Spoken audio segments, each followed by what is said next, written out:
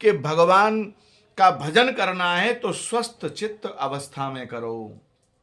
जब आपका शरीर स्वस्थ हो, चित्त सही हो, मन सही हो, शरीर सही हो, परिवार सही हो, तब भगवान का भजन करो।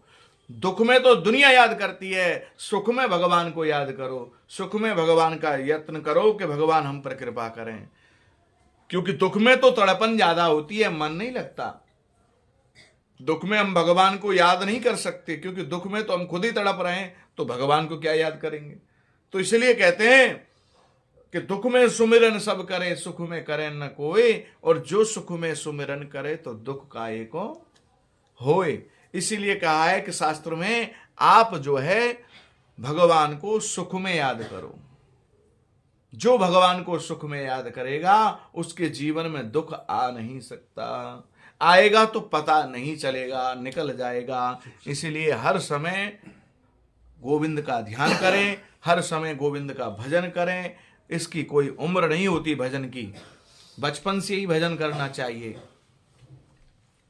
राजा उत्तानपाद हुए, उनकी 2 पत्नियां थीं। एक का नाम था सुनीति और दूसरी का नाम है सुरुचि। सुनीति शास्त्रों की नीति पे चलने वाली थी। सुनीति का मतलब ही ये होता है सुंदर नीति। जो सुंदर नीतियों पर चले, शास्त्र की नीति पर चले, उसे सुनीति कहते हैं। और दूसरी का नाम था सुरुचि, जो अपनी रुचि के अनुसार चले, जो किसी की ना माने उसे सुरुचि कहते हैं। राजा उत्तानपाद का विवाह सुनीति के साथ हुआ, लेकिन उनके कोई संतान नहीं हुई थी। मन में विचार था कि संतान हो जाए। एक दिन राजा जंगल में गए तो वहां सुरुचि से मिलन हो गया। सुरुचि के साथ में गंधर्व विधि से विवाह कर लिया। घर लेकर आए तो उसने देखा, सुरुचि ने, राजा की एक पत्नी पहले है। तो सुरुचि बोली, पहले इसको घर से बाहर निकालो, तब मैं आपके घर में रहूंगी। तो सुरुचि के मोह में आकर राजा ने सुनीति को राजमहल से निकाल दिया। लेकिन सुनीति भी तुरंत चली गई, ना कुछ कहा ना सुना, और जंगल में जाकर एक पर्ण कुटीर बनाकर भगवान का भजन करती हैं। सोचती हैं जो दुख सुख मुझे मिला है ये मेरे कर्म हैं, ये मेरी, शायद हो सकता है कोई ठाकुर की विशेष कृपा होनी हो, क्योंकि भगवान जब मिलते हैं तो उससे पहले परीक्षा लेते हैं। वो भक्त की पूरी परीक्षा लेते हैं, तब कृपा करते हैं। अब सुनीति जंगल में रहती हैं, पर्ण कुटी में रहती हैं। वहां पर पास में ही एक आश्रम था संतों का। वहां चातुर्मास चल रहा था, भगवान की कथाएं चल रही थी। वहां रोजाना झाड़ू लगाती थी, सेवा करती थी, भगवान की कथा श्रवण करती थी। संतों के आशीर्वाद से सुनीति के यहाँ एक पुत्र का जन्म हो गया। सुनीति बड़ी प्रसन्न हुई। ठाकुर की कृपा, उस बच्चे को भी गोदी में ले जाकर सेवा करती थी संतों की। जब चातुर्मास बीता, संतों ने कहा अब हम चलेंगे बेटी, तुम कुछ मांगना हो तो मांग लो। तो सुनीति बोली, एक ही आशीर्वाद दे दो बाबा, मेरी जो छोटी बहन सुरुचि है उसके कोई संतान नहीं है, उसको भी एक संतान हो जाए। संत लोग कहने लगे, देवी जिस स्त्री के कारण तुम्हें दुख मिला, कष्ट मिला, उसके सुख की चाहना आप करते हो, ऐसा क्यों? सुनीति बोली, आपने ही तो कहा बाबा, जो कुछ सुख दुख जीवन में मिलता है ये सब कर्म के अनुसार मिलता है। कर्म प्रधान विश्व रसि राखा, जो जस करई सो तस फल चाखा। लेकिन मुझे जो आज मिला है वो शायद राजमहल में रहकर नहीं मिलता। तो मैं सुरुचि को दोष क्यों दूं? सुरुचि के कारण तो आपके दर्शन हुए, आपकी कथा मैंने सुनी, और उस कथा के प्रताप से मेरी एक संतान भी हो गई सुंदर।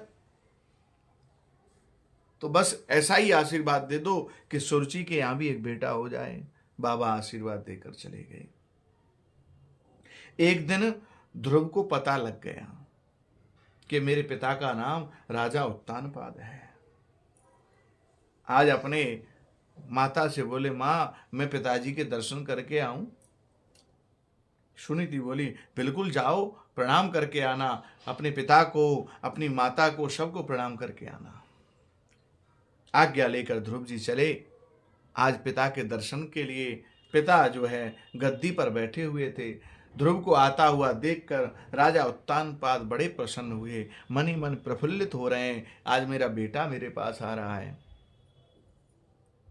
राजा के जैसे ही नजदीक पहुंचे, बीच में सुरुचि आ गई। सुरुचि ने देखा ये ध्रुव को गोदी में लेना चाहते हैं, राजा को इशारा कर दिया गोदी में नहीं लेना है। ध्रुव जी सोचने लगे पिताजी गोदी में नहीं ले रहे, कोई बात नहीं, मैं पिता की गोद में जाकर बैठ जाता हूं। जैसे ही ऊपर गद्दी पर चढ़ना चाहा, सुरुचि ने हाथ को पकड़ लिया। कहने लगे, अरे ध्रुव, तुम्हें अगर इस गद्दी पर बैठना है तो मेरे गर्भ से जन्म लेना होगा। तुम इस गद्दी के अधिकारी नहीं हो, तुमने सुनीति के गर्भ से जन्म लिया है, मेरे गर्भ से जन्म लोगे तो इस गद्दी के अधिकारी होगे। जाओ, जाकर नारायण की तपस्या करो, और जब नारायण प्रसन्न हो जाए तो उनसे वरदान मांगना, हे प्रभु मुझे ऐसा वरदान दे दो कि मैं सुरुचि माता के गर्भ से जन्म लूं। सोते हुए सांप पर जैसे डंडा मार देते हैं और वो फुंकार करने लगता है, वैसे ध्रुव की स्थिति हो गई। रोते रोते लंबी लंबी सांसें लेते हुए माता के पास पहुंचे। सुनीति माता ने कंठ में लगा लिया ध्रुव को। मां पूछने लगी, बेटा क्या बात हुई, क्यों रो रहे हो, क्या क्या दुख है? ध्रुव छोटे से हैं, 5 वर्ष की आयु है। कहने लगे, मां एक बात बताओ, मैंने आपके गर्भ से जन्म लेकर कोई अपराध कर दिया, मुझसे कोई गलती हो गई? क्या हुआ बेटा, क्या बात है, क्यों परेशान हो रहे हो? मां, सुरुचि माता कहती है कि मेरे गर्भ से तूने जन्म नहीं लिया, तूने सुनीति के गर्भ से जन्म लिया है, इसलिए तू गद्दी पर बैठने का अधिकार नहीं है, और जाकर नारायण की तपस्या करो, और जब नारायण प्रसन्न हो जाए तो मेरे गर्भ में जन्म लेने का आशीर्वाद मांगकर तब मेरे गर्भ से जन्म लेना। सुनीति बोली, बेटा बहुत अच्छी बात कही है, नारायण की तपस्या के लिए तो कहा है, नारायण का भजन करने के लिए तो कहा है, भगवान के दर्शन हो जाएंगे, इससे बड़ी और चीज क्या चाहिए जीवन में हमें? और तेरे कर्म तो ऐसे हैं बेटा, तुझे गर्भ में आने की जरूरत नहीं, तू तो देवता है, और तुझे यदि कल जाना हो तपस्या के लिए तो आज ही चला जा बेटा। मां ने अपने कलेजे पर पत्थर रख लिया, ध्रुव को आदेश दे दिया, जाओ तपस्या करने। 5 वर्ष की आयु, ध्रुव जी भगवान का भजन करने के लिए जा रहे हैं। नन्ना सा भक्त भगवान का, अब कुछ जानते नहीं है ध्रुव जी, अभी कौन सा मंत्र करना है, क्या करना है समझ में नहीं आता, लेकिन मां की आज्ञा है तो चल पड़े जंगल में। सामने से देवर्षि नारद आ गए। देवर्षि नारद को देखकर प्रणाम किया। ध्रुव जी ने हाथ जोड़कर, बाबा मैं आपको प्रणाम करता हूं। देवर्षि नारद सोचने लगे, कितना छोटा सा भक्त है भगवान का, तपस्या के लिए जा रहा है, थोड़ी इसकी परीक्षा लेकर तो देखो। बेटा तुम कौन हो, कहाँ जा रहे हो, कहाँ से आए हो? बोले, मेरी माँ का नाम सुनीति है और मैं तपस्या करने के लिए जा रहा हूँ, भगवान नारायण को प्रसन्न करने के लिए, नारायण के दर्शन के लिए जा रहा हूँ। तुम्हें पता है जंगल में चीते रहते हैं, शेर रहते हैं, हाथी रहते हैं, जंगली जानवर रहते हैं, तुम्हें खा जाएंगे। ध्रुव बोले, बाबा मेरी माँ कहती है कि भगवान सब में रहते हैं, सिया राम में सब जग जानी, करऊं प्रणाम जोर जग पानी। सब जीवों में भगवान रहते हैं, और भगवान जब सब जीवों के अंदर रहते हैं तो वो मुझे क्यों खाएंगे? नारद जी बोले, तो फिर बताओ भोजन कितनी बार करते हो घर में? बोले, जब माँ खिलाती तभी खा लेता हूं। पता नहीं 1 बार 2 बार 4 बार कितनी बार करता हूं, मुझे नहीं पता। तो जंगल में कहां से खाओगे, वहां कौन खिलाने आएगा? बोले, माँ कहती है जब दांत नहीं तब दूध दियो। जब दांत नहीं थे तो भगवान ने दूध की व्यवस्था कर रखी थी, और जब दांत हो गए तो अन्न दे दिया, और जब उसने सब व्यवस्था बना रखी है तो वहां पे भी भोजन मिल ही जाएगा। ये उसका सिस्टम ही तो है। बच्चे का जन्म होते ही मां के स्तनों में दूध आ जाता है। बच्चे की व्यवस्था भगवान हमारे जगने से पहले हमारे भोजन की व्यवस्था रखते हैं। हम लोग कहते हैं भगवान क्या कर रहे हैं, भगवान तो इतना ध्यान रख रहे हैं, जगेगा तो भोजन करेगा, इसकी व्यवस्था बनानी है। इतनी कृपा करते हैं वो हमारे ऊपर। तो कहने लगे वो परम पिता भगवान मेरी व्यवस्था अपने आप कर देंगे। तो देवर्षि नारद कहने लगे बेटा भक्ति करना इतना आसान नहीं है। तो ध्रुव जी बोले मुझे लगता है आप देवर्षि नारद नहीं है, संत नहीं है। संत कभी भगवान की भक्ति करने से रोकते हैं? आप तो मुझे भक्ति करने से ही रोक रहे। बोले नहीं बेटा मैं तो थोड़ी परीक्षा ले रहा था तेरी। एक बात बता तुमने गुरु बनाया? बोले नहीं मैंने तो किसी को गुरु नहीं बनाया, आप ही गुरु बन जाओ मेरे। तो 5 वर्ष की आयु है, छोटा सा बच्चा है, बोल दिया। नारद जी बड़े प्रसन्न हुए। नन्हा सा भक्त मेरा शिष्य बन रहा है। ओम नमो भगवते वासुदेवाय मंत्र दे दिया। बेटा इस मंत्र का जाप करना, मन लगाकर भगवान का भजन करना। मंत्र दे दिया, आशीर्वाद दे दिया। नारदो देव दर्शन, देवर्षि नारद के दर्शन हो गए। भगवान के दर्शन तो होने ही है। लेकिन ध्रुव जी जब चलने लगे तो कहने लगे बाबा एक बात बता दो। बोले क्या? कि भगवान कितने दिन में मिलेंगे? देवर्षि नारद के मुंह से निकल गया 6 महीने में मिलेंगे भगवान। ध्रुव जी चले गए। इधर देवर्षि नारद भगवान का ध्यान करते हुए बैकुंठ में पहुंच गए, भगवान नारायण के पास। बोली नारायण भगवान की जय। भगवान नारायण के दर्शन किए। भगवान नारायण कहने लगे अरे देवर्षि नारद आपके आने का कारण और कहां से आ रहे हो? आज तो बड़े मुस्कुरा रहे हो, क्या बात है?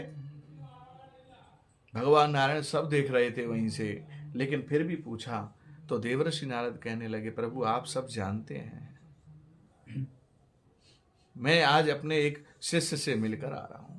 बड़ा छोटा सा शिष्य है, 5 वर्ष की आयु है, आपका भजन करने जा रहा था। उसने मुझसे गुरु मंत्र लिया, बड़ा प्रसन्न हूं मैं, बड़ा सुंदर भक्त है। और क्या बात हुई? बोले उसकी माता का नाम सुनीति है, राजा उत्तानपाद का पुत्र है। आपकी तपस्या करने जा रहा था तो रास्ते में मेरा मिलन हो गया, मैंने उसको मंत्र दिया है जाप करने के लिए। भगवान बोले और कोई बात? बोले चलते चलते उसने ये पूछा था प्रभु कि भगवान के दर्शन कितने दिन में हो जाएंगे? भगवान बोले तो तुमने क्या कहा? मैंने उसको बोल दिया कि 6 महीने में तुमको भगवान के दर्शन हो जाएंगे। भगवान नारायण की आंखों से अश्रुधारा बहने लगी, रोने लगे। प्रभु कहने लगे अरे देवर्षि नारद तुझको बिल्कुल भी दया नहीं आई उस बच्चे पर, उस 5 वर्ष की आयु वाले बच्चे पर तुझको दया नहीं आई, तो उसे 6 महीने का समय देकर आ गया। अरे तुम मुझसे बोल देते कि तुम्हें अभी 2 घंटे बाद या शाम को ठाकुर जी के दर्शन हो जाएंगे तो तुम्हारा क्या बिगड़ जाता। उस 5 वर्ष के आयु के बच्चे को 6 महीने का समय देकर आ गए।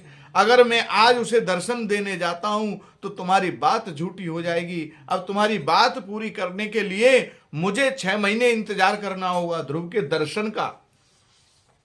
उस 5 वर्ष की आयु के बच्चे पर तुम्हें दया नहीं आई, तुमने अच्छा नहीं किया। उसके मां के हृदय पर क्या बीत रही होगी, क्या तुमने विचार किया?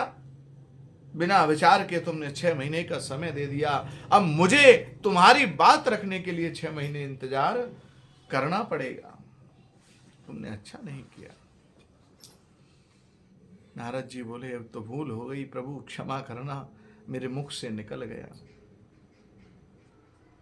भगवान नारायण स्वयं इंतजार कर रहे हैं आज ध्रुव का 6 महीने के लिए। इधर ध्रुव जी गए, जाकर तपस्या में प्रारंभ कर दी तपस्या। 3 दिन तक कुछ नहीं खाते, 3 दिन बाद फल फूल खा लेते हैं। 1 महीने ऐसे तपस्या करी। दूसरे महीने में 6 दिन तक कुछ नहीं खाया गया, हरे पत्ते खाने लगे। तीसरे महीने में 9 दिन तक कुछ नहीं खाया, फिर सूखे पत्ते खा रहे हैं और जल पी रहे हैं। चौथे महीने में 12 दिन तक कुछ नहीं खाया, केवल जल पीकर रहते हैं। और 5वें महीने में सब कुछ त्याग दिया, केवल श्वास लेकर 5वें महीने में तपस्या कर रहे हैं। और 6ठा महीना जब प्रारंभ हुआ तो ध्रुव जी ने श्वास लेना बंद कर दिया, श्वास को ही रोक लिया। ऐसी घोर तपस्या करी ध्रुव जी ने, भगवान को ऐसा मनाया कि पूरी सृष्टि हिल गई। मंत्र जाप चल रहा है, ओम नमो भगवते वासुदेवाय, ओम नमो भगवते वासुदेवाय, ओम नमो भगवते वासुदेवाय मेरो कृष्ण चंद्राय, वासुदेवाय मेरो कृष्ण चंद्राय, ओम नमो भगवते वासुदेवाय, ओम नमो भगवते वासुदेवाय मेरो कृष्ण वल्लभाय, वासुदेवाय मेरो कृष्ण वल्लभाय, ओम नमो भगवते वासुदेवाय, ओम नमो भगवते वासुदेवाय। बोलो ओम नमो भगवते वासुदेवाय, ओम नमो भगवते वासुदेवाय। वासुदेवाय मेरो नंद नंदनाय, वासुदेवाय मेरो नंद नंदनाय, ओम नमो भगवते वासुदेवाय, ओम नमो भगवते वासुदेवाय। बोलो ओम नमो भगवते वासुदेवाय, ओम नमो भगवते वासुदेवाय। हे वासुदेवाय गोपीजन वल्लभाय, वासुदेवाय गोपीजन वल्लभाय, ओम नमो भगवते वासुदेवाय, ओम नमो भगवते वासुदेवाय। बोलो ओम नमो भगवते वासुदेवाय, ओम नमो भगवते वासुदेवाय। बोलिए नारायण भगवान की जय। छठे महीने में श्वास को रोक लिया ध्रुव जी ने, पूरी सृष्टि की वायु बंद हो गई, देवता घबराने लगे, सब देवताओं की श्वास बंद हो गई। देवता घबराए, भगवान के पास पहुंचे, प्रभु ऐसा आपका कौन भक्त है जिसने श्वास को रोक लिया और पूरी सृष्टि की वायु बंद हो गई। नारायण भगवान कहने लगे, मेरा नन्हा सा भक्त है, अब उसके 6 महीने पूरे होने वाले हैं, आज मैं उसके दर्शन करने जाऊंगा। भगवान नारायण ध्रुव जी को दर्शन देने नहीं गए, दर्शन करने गए। आज मेरा नन्हा सा भक्त, उसके 6 महीने पूरे होने वाले हैं, मैं उसे दर्शन देने जा रहा हूं, सब ठीक हो जाएगा। देवताओं को कहकर भगवान नारायण ध्रुव जी के दर्शन के लिए चले। ध्रुव जी भगवान की झांकी को हृदय में रखकर ओम नमो भगवते वासुदेवाय मंत्र का जाप कर रहे हैं। जैसे भगवान नारायण सामने आए, अंदर से वह झांकी बाहर चली गई। ध्रुव जी छटपटाए, आंखें खोल कर देखा तो सामने भगवान नारायण है। बोले नारायण भगवान की जय। भगवान नारायण के दर्शन किए। अब ध्रुव जी सोच रहे हैं, हम तो छोटे से बच्चा, अब हम क्या कहें भगवान से, कुछ जानते ही नहीं, बोलना ही नहीं जानते हम। मूकम करोति वाचालम पंगुम लंघयते गिरिम यत्कृपा तमहम वंदे परमानंद माधवम। 5 मिनट हुई, 10 मिनट हुई, भगवान ध्रुव जी को देखते हैं, ध्रुव जी भगवान को देख रहे हैं, एक दूसरे को देखकर मुस्कुरा रहे हैं। भगवान सोच रहे हैं ध्रुव जी कुछ कहें तो हम कुछ कहें। लेकिन जब 15-20 मिनट हो गए, आधा घंटा हो गया, तब भगवान सोचने लगे अब तो हमें ही कुछ करना पड़ेगा। भगवान ने अपना शंख लेकर ध्रुव जी के कपोल से लगाया और ध्रुव जी ज्ञानी हो गए। अब ज्ञानी होते ही उन्होंने भगवान की स्तुति करी, प्रभु आप चाहें तो गूंगे से बुलवा सकते हैं, लंगड़े से पहाड़ उलकवा सकते हैं, आपकी कृपा जिस पर हो जाए वह सब कुछ कर सकता है। आपने बड़ी कृपा करी मेरे ऊपर। भगवान कहने लगे, भैया ध्रुव तुम जो कुछ मांगना है मांग लो। ध्रुव जी बोले, प्रभु बस आपकी गोदी में बैठना है और मुझे कुछ नहीं चाहिए। भगवान की गोदी में भगवान ने ध्रुव जी को बैठाया, आशीर्वाद दिया।